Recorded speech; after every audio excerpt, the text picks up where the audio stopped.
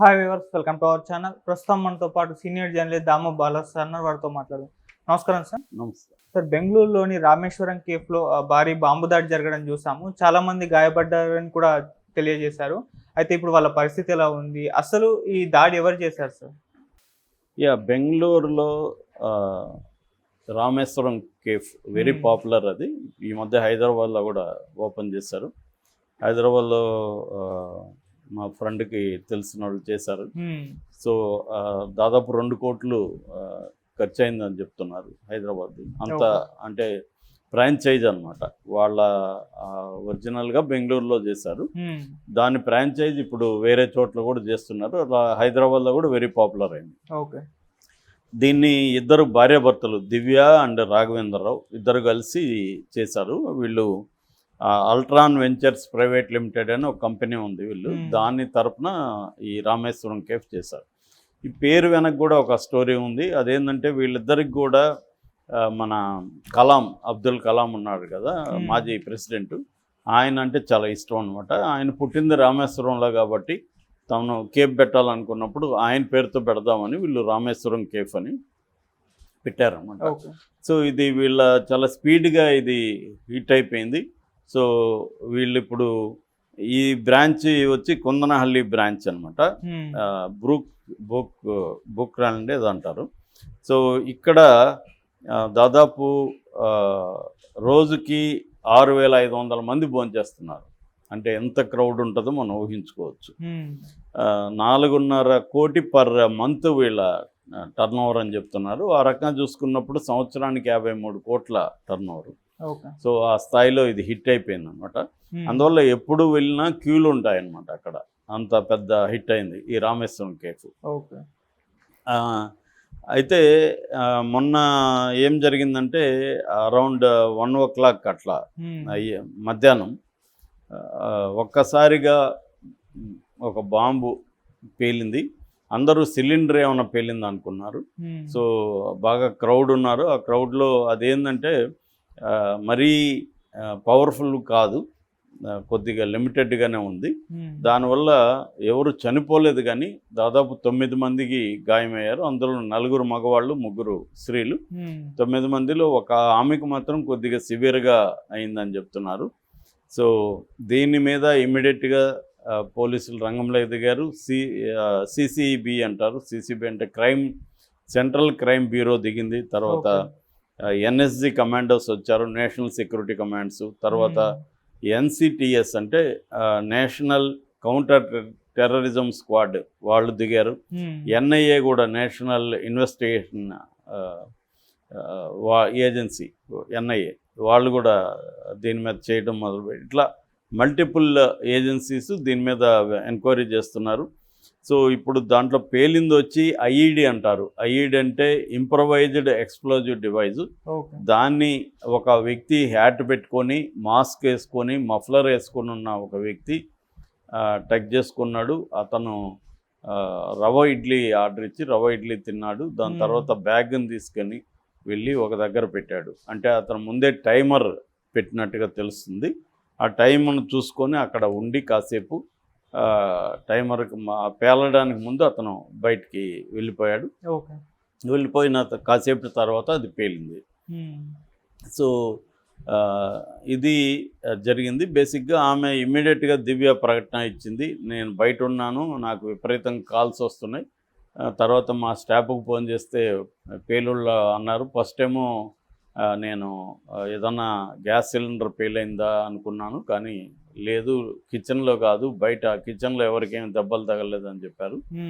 లక్కీగా సిలిండర్లు ఉన్న ప్లేస్లో ఇది పేలలేదు కాబట్టి ప్రమాదం తగ్గింది, లేకుంటే చాలా సివియర్గా ఉండేది. ఏదేమైనా ఈ గాయపడిన వాళ్ళందరికీ నేను వైద్య ఖర్చులకి నష్టపరిహారం నేనే పే చేస్తాను అనేది కూడా ఆమె చెప్పారు. ఓన్ చేసుకున్నారు. మా హోటల్లో జరిగింది కాబట్టి ఇప్పుడు ఆ హోటల్ని సీజ్ చేశారు. మొత్తం సీజ్ చేసి దాని మీద ఎంక్వైరీ స్టార్ట్ చేశారు. ఇతను ఎవరు ఏంటనేది. అయితే పుకార్లు ఏమి వస్తున్నాయంటే ఇతన్ని పట్టుకున్నారు అనేది వస్తున్నాయి.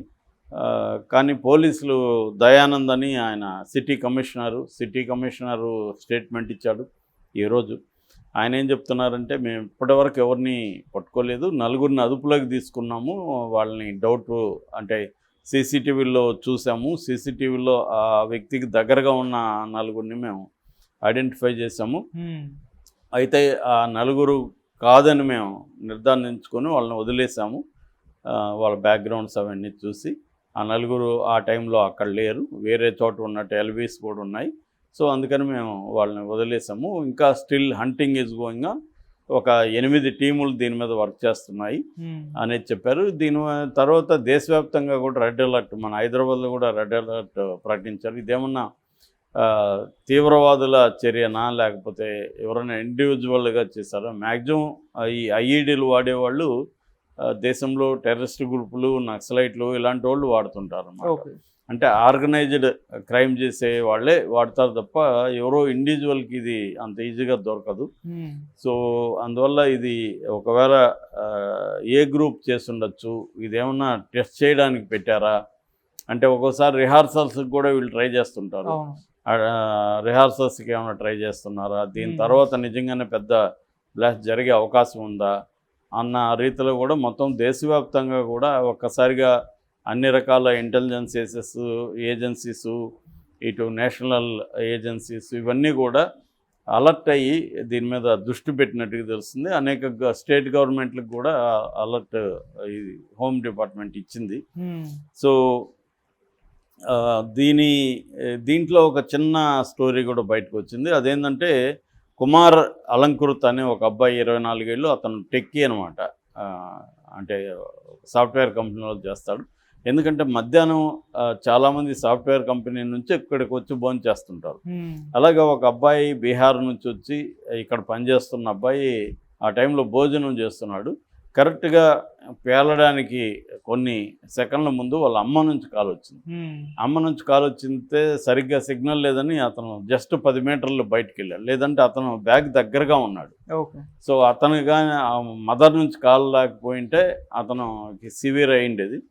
సో అతను 10 మీటర్స్ వెళ్ళి కాల్ మాట్లాడుతూ ఉండేసరికి ఇక్కడ పేలింది. అతను కూడా గ్యాస్ సిలిండర్ అనుకున్నాడు ఫస్ట్లో.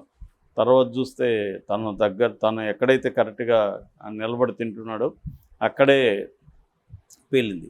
అతను ఒకసారిగా షాక్కు గురై మా అమ్మ నన్ను కాపాడిందని అతను సెంటిమెంట్లకి చెప్తున్నాడు. ఇలాంటివి అనేక స్టోరీలు బయటకు వస్తున్నాయి అన్నమాట దీంట్లో.